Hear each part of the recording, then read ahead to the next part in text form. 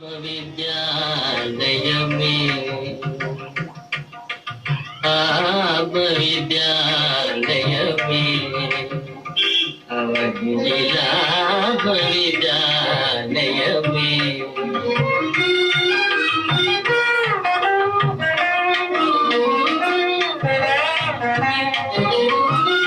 അഴിനിലയില്ല ജീവിതമെല്ലാം അഴിനില.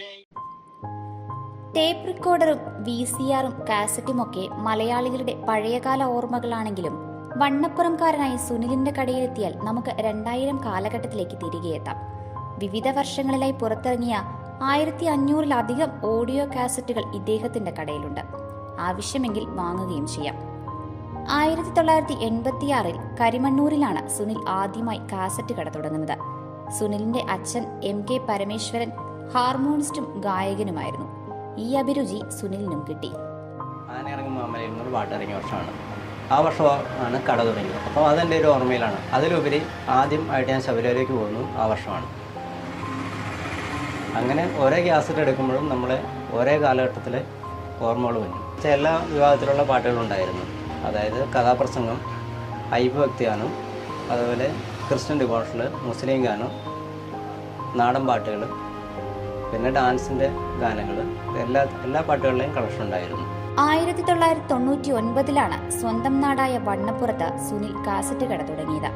ഇതിനിടെ CD വ്യാപകമായി. അതോടെ സുനിൽ സിനിമ, സംഗീത CDകൾ വാടകയ്ക്ക് കൊടുക്കാനും വിൽക്കാനും തുടങ്ങി. എന്നാൽ കാസറ്റുകളെ സുനിലിന് കൈവിടാൻ കഴിഞ്ഞില്ല. മൊബൈലിലൂടെ സിനിമ കാണുന്ന കാലഘട്ടമായതോടെ CD തേടിയും ആരും വരാതായി. ഇതോടെ CD വിൽപ്പനയും നിർത്തി. 1948 മുതലുള്ള മലയാളം, തമിഴ്, ഹിന്ദി സിനിമാ ഗാനങ്ങളുടെയും ഹിന്ദു, ക്രിസ്ത്യൻ, മുസ്ലിം ഭക്തിഗാനങ്ങളുടെയും ശേഖരം സുനിലിന്റെ പക്കൽ ഇപ്പോഴുമുണ്ട്.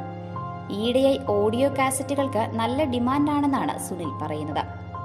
കല്യാണങ്ങളിലും മറ്റ് ആഘോഷങ്ങളിലും പഴമയുടെ പ്രൗഢി കൊണ്ടുവരാനായാണ് പുതുതലമുറ ടേപ്പ് റെക്കോർഡറുകളും ഓഡിയോ കാസറ്റുകളും തേടിയെത്തുന്നത്.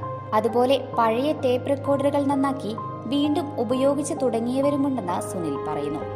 മാറിയ കാലത്ത് ജീവിക്കാൻ കാസറ്റ് കടയ്ക്കൊപ്പം മൊബൈൽ ഫോൺ അനുബന്ധ ഉപകരണങ്ങളുടെ വിൽപ്പനയും നടത്തുന്നുണ്ട്. Idukki live news, Kattappana.